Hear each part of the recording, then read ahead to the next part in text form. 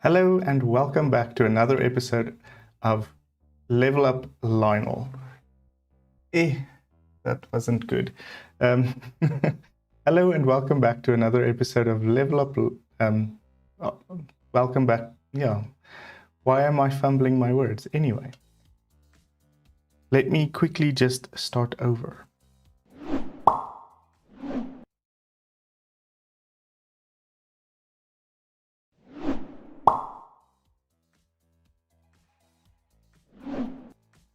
Hello and welcome back to another episode with Level Up Architects, the channel where we explore the world of architecture one architect at a time. And in today's episode, we are going to be looking at an architect with the name Sharon Davis. It will be the very first female architect I feature on this channel. But before we get into that, I just want to remind everyone, on the 11th of December, I'll be streaming live as part of a very large charity event called Thankmas 2021. We will be raising funds for a charity called New Story, who builds houses for the needy all over the world. So please, if you can join me and can donate, links are in the description of the video. They're active now, so you can actually go and donate now. If you can't, just join me for the live stream. I'll be streaming for quite a while. I'll keep everyone up to date on the time frames and when I'll be going live, but it will be on the 11th of December. So just join me, come have a chat. I'll be showing you some cool things like 3D printing with concrete, if you can believe it, and all sorts of other things. I have a whole agenda worked out for the day, and it will be a lot of fun. So yes, please join me on the day. I also want to remind everyone to follow me on your choice of social media. It's where I keep everyone up to date on what's happening on the channel, when I'll be going live, when I make videos, when I post them, and so on. And also, if you're new around here, please hit the subscribe button. If you enjoy the videos, hit the like button, and also turn on notifications with the bell icon. It helps. YouTube gives you a notification to tell you when I go live and when I post videos, so it's very helpful. So yes, let's jump over to the meat and bones of the video. Yes, I always forget to mention when I am live, I always encourage people to say hi in the chat and to ask questions if you have any questions of the architect and the project I show. Please feel free to pop in the chat and say hi. I'll come back to the questions at the end of the video and see if I can answer them. So yes, this is Sharon Davis. She is the principal architect of Sharon Davis Designs. She is a fantastic human being. Her projects are rooted, I would say, in almost philanthropy, non-profit, whatever you want to call it. Her projects always have a very, very deep, functional, social core to them, and I love her. She's absolutely wonderful, and she doesn't do all this philanthropy without. She doesn't sacrifice aesthetics or low cost, for instance. She's brilliant. She does quite a lot of good in the world, and I really appreciate that of her. This is her team at the moment. I imagine that her team has changed in the past a little bit. So yes, it's quite a nice little team. It's a very small firm. I don't think they have many people on board at the moment, and I think they've changed some staff members in the past. But yes, which is natural. What I do want to show you is her mission. I find this very interesting. I'm going to read the sentence from their website. Links for all of the stuff I show will be in the description. So if you are interested, just go and click on the link. The firm ultimately measures the success of its designs by the degree to which they expand access to the fundamental human right of social justice, economic empowerment, and a healthy, sustainable environment. So I think that really rings true with her projects. All of them are rooted in a healthy, sustainable environment it has something to do with economic empowerment and some form of social justice as well. Except perhaps for the very last project I'll be showing, which is a house, so be sure to stick around for that. It will be a very nice project to go by. Yes. Apologies. Luckily, when I'm live, I don't mind if I fumble over my words or look at something else or get distracted, because all of that I can just edit out, which is nice for the final video anyway. So, the very first project I want to show you. The first project I want to show you is called Affordable Earth Housing. It's a prototype rather than a specific project, but it's situated in Rinkwavu in Rwanda, and it was completed in 2016. So yes, this is more like a model house to show what is possible, and hopefully it was adopted by the community at large in Rinkwavu. It's all done with sustainability in mind and with affordability in mind. So what I understand is this house was built for less than $10,000 US, which still is very expensive in my mind, but considering the global, just the global situation in general, I think that's a very affordable house. So what they did was she uses compressed earth blocks, earth plaster, earth floor, a rammed earth foundation, wood framing, and all sorts of local labor to essentially build this house, which has a couple of features. It builds skills in the area, and it also minimizes cost of importing materials from far away. So I think that's very, very clever. The eaves of the building allow cold air to travel into the building. So this overhang on the porch would allow air to move into the building. And there's a ventilated roof cavity that allows for sort of a stack effect to take place and for ventilation to circulate air through the building, which is very, very cool. These are those natural sort of on-site made blocks made from earth taken from the site itself, which is very cool. And yes, I know it doesn't exactly look like a five-star hotel, but this is actually a very, very good step towards sort of housing equality in the world, and it promotes a lot of human rights, I feel. Pair this with a bunch of facilities around, and you have something really, really special at hand. I mean, it's a very simple thing. It's not supposed to be the most beautiful designs, but I think there is a beauty to the simplicity of what she's done here. Yes. I think I am done with this project. Let's jump over to the next project.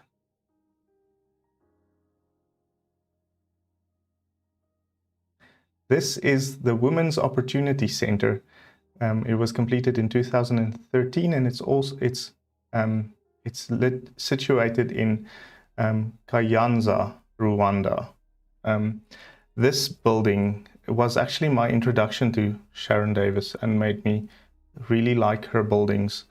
It's essentially a farm and a training facility for the women of the local community.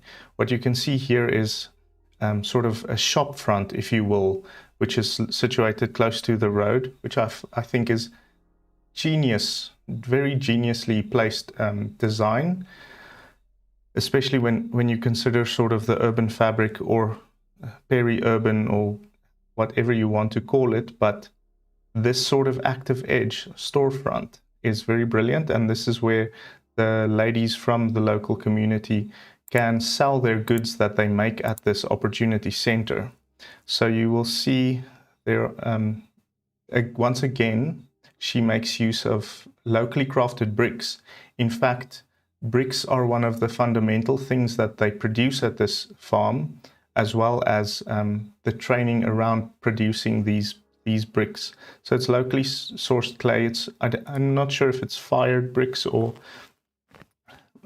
what the process of making these bricks are entirely, but it's locally crafted by these women.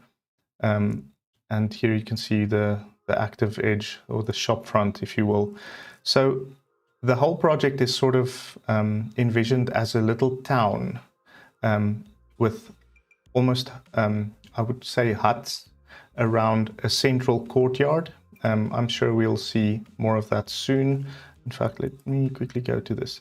Now, here you can see some of the huts. These structures are, I think it's storage, I'm not sure. But the roof is planted, which means it provides extra insulation for whatever they store inside these buildings. It might even be places for them to plant seedlings and so on, where they need a little bit more of a controlled climate. I love these little roofs. They remind me of sort of leaves. They look like little leaves on the that cover these circular huts. And yeah, here you can see sort of what I'm trying to say is how the organization of the project is centered around a central space, and sort of gives the impression of a little village. Each of these huts, if you want to call it, or spaces, is designed as a circular space, because they apparently, when they do give classes, they give classes to about 25 women at a time, and they prefer these women to sit in a circle because it encourages engagement with everyone. So there's a stronger sense of community if they sit in a circle. And we'll see an interior shot of one of these in a second. But these are also designed in a way that if in the future they need to be changed and adapted, the brickwork can simply be taken down and something else can be inserted underneath this leaf-like roof structure. The leaf-like roof structure also captures water for this site, which means that they will be able to water their crops all year round and also have drinking water, which I think is a very often overlooked human right, the right to access to clean drinking water. Yes, but I think this is a beautiful project. Here you can see some of the terraces where they farm vegetables and so on, whatever they need to farm. And I think it's genius that it's sort of terraced and you can walk there, which means the ladies don't have to bend over too much to get to the ground. The bed is almost a bit raised for them to have ease of access to this, to do planting and weeding and all of the things that they need to do. Yeah, here you can see one of those circular spaces. It's lovely. The brickwork is expanded so that it allows light and air to flow through the spaces, and the ladies can just sit around, and one of them would be teaching a class, say in economics or how to manage a house, all sorts of classes. I think it's a wonderful project. Yeah, there's the that's one of those are the roofs again. Here's a little bit more of a formal class with a table in the middle and for everyone to be situated around. I love the use of brick. I love the use of concrete very sparingly. This lintel, I think, is very nicely designed, and this would be a spot for someone to come and collect the water that they've collected from the roof tops. And I love the way this is curved. It's just, in terms of femininity, this building is a very, very good example of nice curves and just a softer appearance in general, even though they're making use of very hard, solid, natural materials. I think it's beautiful. I think this is a very good shot of how this farm is laid out as almost a village, which is a vernacular in Rwanda, if I'm not mistaken. So it takes the local culture into consideration quite heavily. And I applaud Sharon Davis for doing this. Like I said, this was the first project I got introduced to of her, and I've loved her work ever since. Enough about this project, let's jump over to the next one.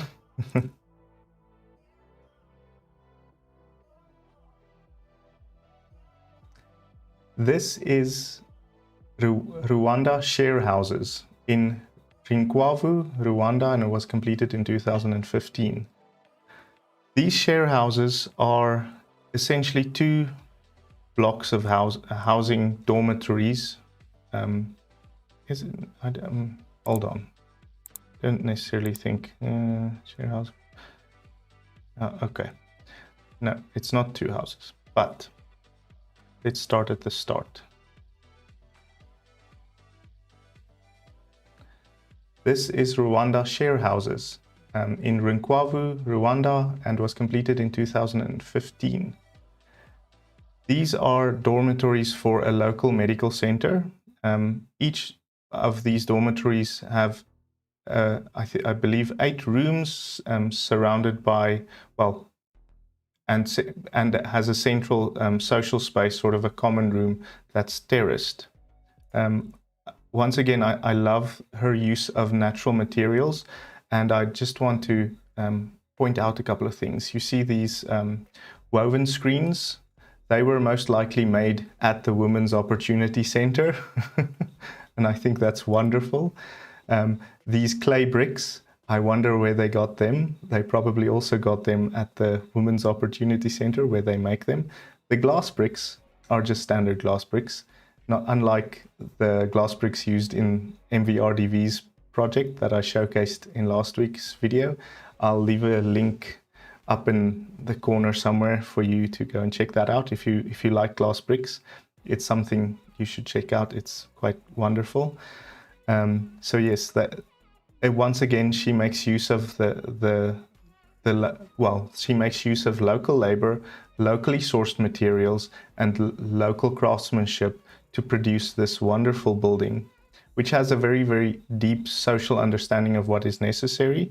Like I said, it's a dormitory for staff and families of the local hospital. And also, I think there's a medical center and there's a bunch of facilities. So if I go back to Sharon Davis's way of measuring her success, there's definitely a component of social justice, as well as sustainability. And I think there's a beauty to this project as well. I mean, I love these little windows. I love how she's created the social space, which is terraced. That would be a dining space, and this is more of a lounge where people can sit and have a chat. Ventilation can come through this clear story and most likely vent out through the roof. She's thought of so many things, and this comes from a couple of years of spending time in Rwanda building buildings for local communities, and she can only arrive at this place once she's actually gained a very, very good understanding of the local community, and not just in Rwanda, I mean the local community where she is basing these buildings. So yes, I think it's a lovely building. It's sustainable, it's socially appropriate, it's sober, and it's just well considered. I love the way the bricks are slanted, the top 4 rows. It's beautiful. Yes, that is Rwanda share houses. Next up, I want a better picture.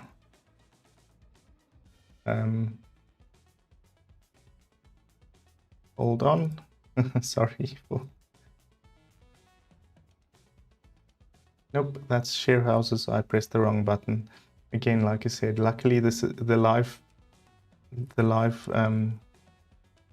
production is a little bit more free, and if I make a mistake, it's not really that big a deal. So yes, the next project I want to show you is Bayalpata Hospital. Let me try that again. It's Bayalpata Hospital in Akim, Nepal. Now, what do you get when you sort of take, what is the next step? Once you've started producing bricks, I know this is a different community, but once you've started producing your own bricks, what is the next step in that evolution? And I think the next step in that evolution is rammed earth buildings. And rammed earth, you can kind of see and imagine it as the natural version of concrete. So this project specifically is an entire hospital situated on the same site as a previous hospital that was very run down. So they replaced the entire hospital with, well, obviously hospital facilities, but also dormitories and housing for the local staff and their families. And I imagine that there would be some sort of accommodation for the families of some of the patients. And this is a fully functional hospital. It has surgeries, it has all this sort of, it has a radiology, it has rooms and ICUs, it has basically everything a modern hospital, everything a modern hospital needs. And I love the way she's designed this in a very natural, economical way. This really does uplift the community, and it again, she makes use of local labor, local material, local craftsmanship. The earth that was used in the rammed earth was also sourced right here on site. And yeah, there's the hospital facilities. I imagine that's a dormitory, and that's some of the housing facilities for the public. I love the idea that she's incorporated some courtyards in the design of the building, and that will be shown in a second. Exactly, some of the courtyards. And you can see how this rammed earth really looks like concrete. It's just a little bit browner because of the color of the earth that they used. Maybe there's a bit of a clay component to it. And then she's provided some screens to just minimize give the people a little bit of shade while they sit and wait to be seen by a doctor or get the service that they need. Yes, like I said, it's a fully functional hospital with even a laboratory. She does all the little sustainable tricks, like allowing air to flow through and get out. I believe the only space in this project that makes use of mechanical ventilation is the surgery. And that's not just because they couldn't, it's because they have to use mechanical ventilation in a surgery. You cannot take any chances with outside pathogens in a surgery. You really need to make sure that the air you have in a surgery is clean and correct. But yes, they also have solar panels on all the south-facing roofs, which means this whole hospital can not only power itself, but it pushes power back into the grid of Nepal, which I think is fantastic. And I love the way she's given the windows a little bit of height, and she's sliced into the facades to elongate the windows even more. I mean, this canteen facility has a lovely air about them with locally sourced timber. Again, a very good idea of how ventilation works throughout this building. And they also make use of a geoswale to minimize erosion when it's the rainy season. This is what I spoke about, this line that she's carved into the facade. It's just a little bit of a carving into it with the windowsill there. I think that's beautiful. Locally crafted doors, and she's made use of stone for all the retaining walls. So I think this is a very good example of what can be achieved when people just focus, make use of local labor, make use of local materials. And just because it's a sort of a low-cost building doesn't mean it has to be ugly. I think quite the contrary. These types of constraints breed a better sense of design, in my opinion. The more constraints you have, the more you can become creative to solve the problems that you have. This is where you can see how they created the rammed earth. So it's locally sourced soil, which has a 6% mixture of cement into it, and then it's literally placed into these plastic forms, which is the formwork of the shuttering of the wall, for instance, and then they have a pole that they literally just like ram and flatten each bit of soil into it, and you can see that's what creates the striations on the soil. And what they do then is they cap it with an actual concrete lintel, for instance, or concrete columns every here and there, which has steel reinforcing in it to make the building a little bit more rigid and long-lasting. Here you can see how they've created the steel reinforcing for the lintel, which is a giant lintel which spans the entire space. I suppose you could call it a beam at this point instead of a lintel, but it's a bit of both. But yes, I think it's beautiful. I love the way rammed earth has these striations in it, and she's left openings, of course, for the windows to be installed afterwards. And I'm so glad for these ladies, because I think they work here. This is some of the housing for the families, and here you can see all the photovoltaic panels on the building. Yes, I think it's a gorgeous example of how to intervene in a community. Yes, let's move on to the final project. This is Garrison House in Garrison, New York. It was completed in 2015. So here we do a little bit of a reversal. No longer am I focusing on sort of social justice or buildings for a community. This is simply just a house, a very well-considered and well-designed house. I'm letting the slides go for a little bit while I talk about it. I think Sharon Davis has a very good sense of how to use simple materials but give them so much dignity. And I think that's something that runs throughout all of her projects, is giving something a lot of dignity. So what I understand from this project is it was built on the foundation of an old house that was ruined. So they replaced it with this new house. There are two buildings on the site. The one is an old shed, which sort of is completely clad in timber and has very little windows. So it's a very sort of shut-in house with no real connection to the exterior, and its main goal is to keep everything and the environment out and protect what's inside. This building is sort of the opposite of that. It has elements of protection, but then it also sort of wants to allow the landscape and the environment into the house. So I think that dichotomy of the two projects sitting right next to one another is quite nice. Again, she uses very natural materials, the timber cladding of the exterior of the building, which then translates into a lot of the elements that are on the interior of the building, like all the cabinets, and she makes use of a very, very simple palette. It's timber and this sort of dark gray color, flat steel sheets. Everything in the house almost is done with just those two materials, of course, except for the ceilings and so on. You can see even the stairs is sort of folded flat sheets of steel.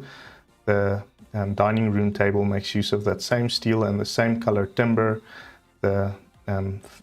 Even the dining room chairs have the same sort of design aesthetic to it, and I think it's beautiful. It's really gorgeous. It's very simple. In terms of the plan, this building is very small. It's literally this living room where the photo is taken from, the kitchen at the far end, the dining room, and then sort of an atrium that leads up to the bedroom. There's only one bedroom with that little glass bathroom that's sort of hidden around the corner. And I think it's very, very gorgeous. As you can see, the double volume here with the bedroom on that side. And again, she makes use of those simple materials. And she gives it so much dignity and so much style, especially with the flatness of this countertop, which I would imagine is created from the same steel. I think it's gorgeous. What I find very, very cool about this building is this little bathroom, sort of hidden away and tucked around the corner. And this door slides open, and then you can go out onto this patio. And that's the little shed I was talking about. And then you have this lovely view of the landscape and the rest of the site to enjoy, especially while you're taking a nap. I imagine there are curtains or some sort of blind system out there. But here you can also see that this facade has a very strong connection to the shed. It looks very similar. It might be a different color, but in terms of sort of a vernacular, I guess you could say, it's very, very similar. And yes, to top everything off, this house, I always say at the end of these videos when I do look at a house, I always say I wish I could visit this house as an Airbnb. Well, surprise. You can. This is actually listed on Airbnb. It's for me, it's rather expensive per night, but if you consider that's the price for a place in New York, it might be upstate New York, not New York itself, but still it's not that expensive. It can sleep 2 guests. It's got 1 bedroom and 1 bathroom. And I think it's great that this can be visited as an Airbnb. So yes, I'll quickly, I think I'm done with Garrison House. I think I'll quickly take a couple of questions, if there are any. Jacqueline says, using local products for local communities, ! She is such a genuine architect. Her heart is with the people.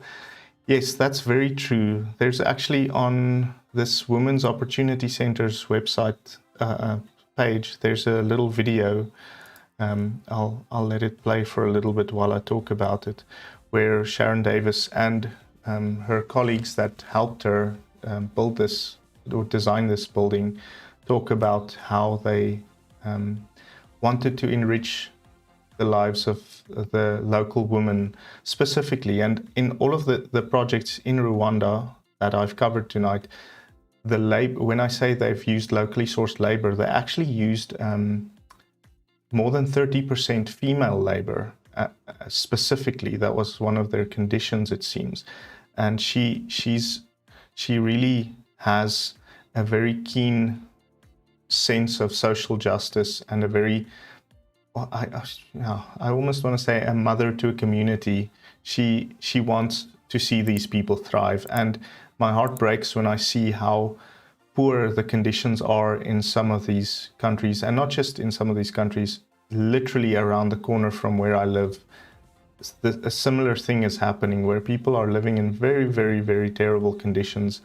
And there are very clever small interventions that people can actually, or architects and governments and NGOs, all of these people can do to uplift a community. And it's not just about uplifting a specific community, it's about uplifting the entire country and the entire world. I think getting everyone a very decent roof over their heads and giving them the amenities they need to thrive is very important. But it's also important to learn people skills so that they can help themselves. The old proverb goes that you give a man a fish, he eats for one day. You teach a man how to fish, he eats for a lifetime. That's very true. This specific lady on the screen right now, she started by making bricks out of mud and now she's grown her business to such a degree that she can actually employ people to help her make more mud bricks. And that's exactly the bricks that they used to design and build this wonderful building. But yes, thank you so much for your comment, Jacqueline. I appreciate it. And yeah, if I think about Sharon Davis Designs and I think about what they say in their mission to expand the access of fundamental human right of social justice and economic empowerment and a healthy, sustainable environment for everyone, then I think this woman deserves like way more awards than what she's won. She actually deserves some kind of peace prize or something. Well, I think she's a little bit overlooked and not very well known, but I think people should make a bigger deal of her. I think she's great.